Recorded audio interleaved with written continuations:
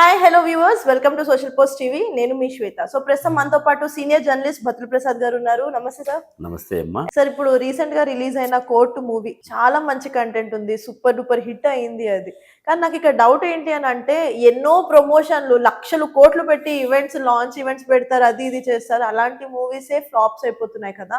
ఏ promotion లేదు, చాలా సింప్లిసిటీగా సాదా సీదాగా నార్మల్ ఇప్పుడు ఎదుగుతున్న సెలబ్రిటీస్ ఉన్నారు అందులో. కానీ ఇది సూపర్ హిట్ అయింది. అసలు ఈ తెలుగు ఫిల్మ్ ఇండస్ట్రీలో ఎప్పుడు ఏది హిట్ అవుతుంది, ఏది ఫ్లాప్ అవుతుంది అనేది అర్థమే కావట్లేదు. దీని వెనకాల ఉన్న రహస్యం ఏంటంటారు? కోర్టు సినిమా విషయానికి వస్తే మంచి సబ్జెక్టు. ఫోక్సో చట్టాన్ని తీసుకుని వచ్చారు. అంటే అది బలీయంగా లేదు. ఫోక్సో చట్టంలో కూడా లొసుగులు ఉన్నాయి. దీనిలోంచి ఎలా అధిగమించాలి? కథాపరంగా చూస్తే ఆమెమో ధనవంతుల కూతురు, వీడేం పేదవాడు. ఇద్దరు ప్రేమకు తారతమ్యాలు ఉండవు కదా. లవ్ స్టోరీలు అంతే కదా, మన లవ్ స్టోరీ. ఇద్దరు ప్రేమించుకుంటే ఈ అమ్మాయి తరపు అతను వచ్చి, వాళ్ళ బంధువులు ఎవరు వచ్చి వాడి మీద ఫోక్సో చట్టం వేస్తారు. ఆ ఫోక్సో చట్టం ఏంటంటే మైనారిటీ తీరని బాలబాలికల మీద జరిగే అత్యాచారాల గురించి ఉంది. ఇది దుర్వినియోగం అవుతుంది, చాలా విషయాలు దుర్వినియోగం అవుతుంది. అంటే యాక్చువల్గా ఏముంటుందంటే, ఫోక్సో చట్టం కరెక్టే, కానీ దాన్ని దుర్వినియోగం చేస్తున్నారు చాలా చట్టాలు. ఇప్పుడు ఎస్సీ ఎస్టీ అట్రాసిటీస్ కేసు ఉంది, దాని మీద ఎవడు తెలియదులే సినిమా. కానీ అది కూడా అంతే, మంచి ర్యాంకులో ఉంటాడు, ఏదో తప్పు చేస్తాడు, ఏమనంటే నేను ఎస్సీ ఎస్టీ అంటాడు. అట్లా కాదు కదా, జెన్యూనిటీ ఉండాలి. ఈ ఫోక్సో కూడా అట్లే జరిగింది. ఒకవేళ ఎవరైనా ఇట్లా ప్రేమించుకొని ఫోక్సో చట్టం కింద అయితే, దుర్వినియోగం అయితే ఎలా దానిలోంచి బయటపడాలి అనేది సబ్జెక్టు.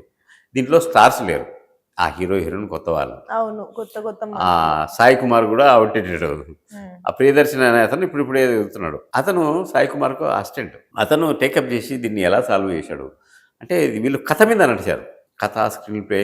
కొత్త దర్శకుడైనా కూడా ఈ చట్టం నుంచి ఎలా బయటపడాలి, దుర్వినియోగమైన చట్టం నుంచి ఎలా బయటపడాలి, ఇదంతా కథ. ఇదన్నారు చెప్పుకున్నది అంటే వీళ్ళు వచ్చింది. అసలు ఈ టాపిక్ నేను మాట్లాడతా. ఓకే. తెలుగు సినిమాల్లో ఇప్పుడు రామ్ చరణ్ చేసిన గేమ్ చేంజర్ సినిమాకే ఫస్ట్ డే థియేటర్లోకి జనం రాలే. 500 కోట్లు బడ్జెట్. దాని తర్వాత చాలా సినిమాలు వచ్చాయి, ఎవడు థియేటర్ రావడంలే.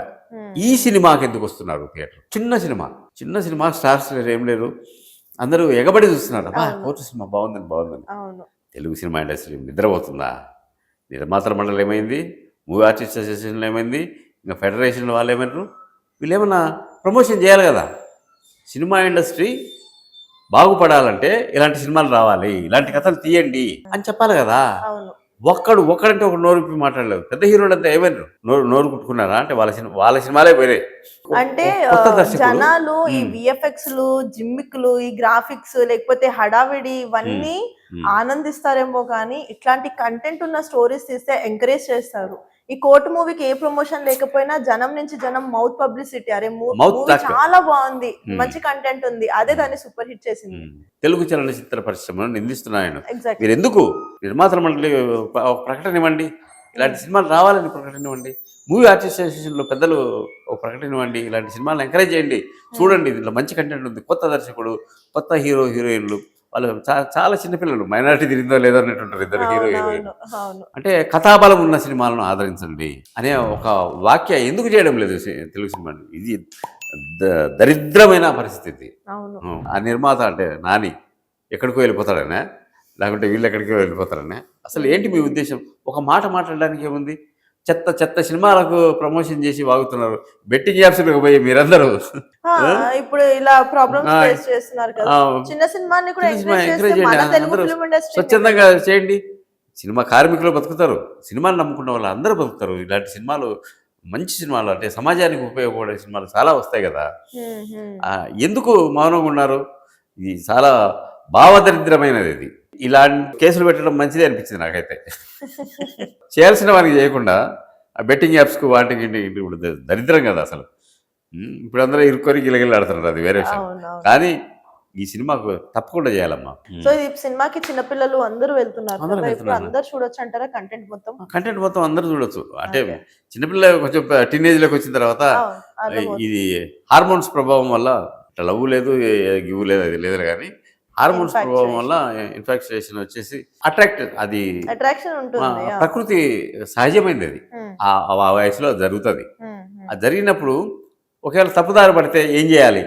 తప్పు దారి పట్టకుండా ఎలా ఉండాలి ఎలా ఉండాలి. అని సమాజానికి ఒక సందేశాన్ని ఇచ్చిన సినిమా. హ్మ్. ఇదేమో అంటే బూతు పాటలు, ఆ పాటలు, ఈ పాటలు ఇటువంటి లేకుండా ఒక చక్కటి సందేశాన్ని హ్మ్. ఇలా ఉండాలి, ఇలా ఉండాలి, నడుచుకోవాలి. హార్మోన్స్ ప్రభావమైన కూడా, ప్రకృతి సిద్ధమైన కూడా మనం ఈ జాగ్రత్తల్లో ఉండాలి. ఈ జాగ్రత్తల్లో ఉంటే మనకి ఇలాంటి ప్రాబ్లమ్స్ రావు. చాలా మంది ఇస్తున్న రివ్యూ కూడా ఈ మూవీ గురించి హ్మ్. చాలా కాలం తర్వాత హ్మ్. ఫ్యామిలీ ఎంటర్‌టైన్‌మెంట్ కాకపోయినా మేము పిల్లలతో పాటుగా అదే వెళ్ళగలిగాము. కదా! వాళ్ళు వేసుకునే బట్టల దగ్గర నుంచి మా పిల్లలతోటి మేము మూవీకెళ్ళాలంటే హ్మ్. భయపడిపోతున్నాము అని చెప్పే పేరెంట్స్ హ్మ్. కొంతమంది ఉన్నారు కదా! వాళ్ళు కూడా చాలా ఓపెన్‌గా హ్యాపీ రివ్యూస్ అనేది ఇవ్వడం జరిగింది. హ్మ్. సో మన ఒక బాలకృష్ణ సినిమా వచ్చింది. హ్మ్. దాంట్లో ఎంత పాటలో ఎంత దరిద్రమైన స్టెప్ ఉంటదంటే, అంటే సభ్య సమాజము రేపు టీవీలో వచ్చిన, ఓటీటీలో వచ్చినా కూడా చూడకూడదు. చూడకూడదు. అంటే అవును. అనిపిస్తది. ఒక స్త్రీ పురుషుడు ఉన్నప్పుడు ఏం చేసుకుంటారో అది అది ప్రకృతి సహజం. హ్మ్. దాన్ని తెర మీద పెట్టి మీరందరూ ఇటు చూడండి అని చెప్పడం. ఆ బ్లూ ఫిల్మ్ కంటే నీచమైంది అది. హ్మ్. హ్మ్. హ్మ్.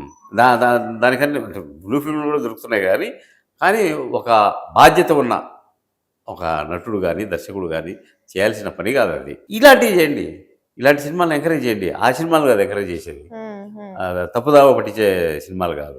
అంటే యుక్త వయసుకొచ్చిన ఆడపిల్లలు ఎందుకు నా కూతురు నేనే కూర్చొని సినిమా చూస్తున్నామనుకో, ఎంత దరిద్రంగా ఉంటది. ఎంబారసింగ్ ఒక ఫీలింగ్ ఉంటది. 'జబర్దస్త్' చూడలేమసలు. అనే ఒక ప్రోగ్రామ్ వచ్చింది. అబ్బా!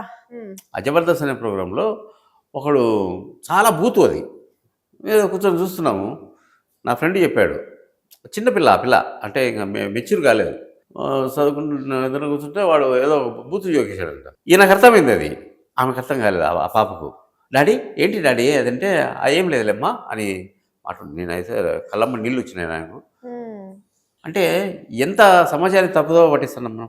అంటే ఊహ తెలియని పిల్లలకు అలాంటి తండ్రితో కూర్చొని చూసేటివి ఏం లేవు ప్రోగ్రామ్‌లు. లేవు. గతంలో మంచి మంచి కుటుంబ కథా చిత్రాలు వచ్చేటివి. తల్లి, తండ్రి, అత్త, కుటుంబం అంతా మామ. కూర్చొని ఆ! చూసేవారు మొత్తం. అంటే అన్ని రిలేషన్స్ ఉండేటివి. ఇప్పుడేం లేదు. ఒక హీరో ఉంటాడు. వాడే పెద్ద తురుంకాను. వాడికి ఎప్పుడైనా మూడొచ్చినప్పుడు పాట పాడుకోవడానికి ఒక హీరోయిన్ ఉంటది. అంతే. అంతకు ఇప్పుడు మించి మూవీస్‌లో కూడా హీరోయిన్ అనే దాన్ని పెట్టాలి అనే నామకే అంతే అంతే. పెడుతున్నారు గానీ కంటెంట్ ఏం కంటెంట్ ఏమి ఉండట్లేదు. ఉండదు. ఉండట్లేదసలు. ఇదే హ్మ్. మన దరిద్రం. కానీ దీంట్లో అంటే మానవుల హక్కుల మీద ఉండే ఈ సినిమాను తెలుగు చలనచిత్ర పరిశ్రమలోని అన్ని విభాగాల వారు ఎంకరేజ్ చేయకుండా మౌనంగా ఉండడం అనేది పెద్ద భావదారిద్ర్యం. ఏదన్నా హోప్ ఫర్ ద బెస్ట్ కానీ కష్టం ఎక్కడికి పోదు అని అంటారు కదా! అవును. సో ఎవరు సపోర్ట్ చేసినా చేయకపోయినా 'Court' movie already super hit అయింది. అది అవును. ఇంకా మంచి రీచ్ వెళ్తుంది అనే ఆశిద్దాము. Thank you so much sir. Thank you.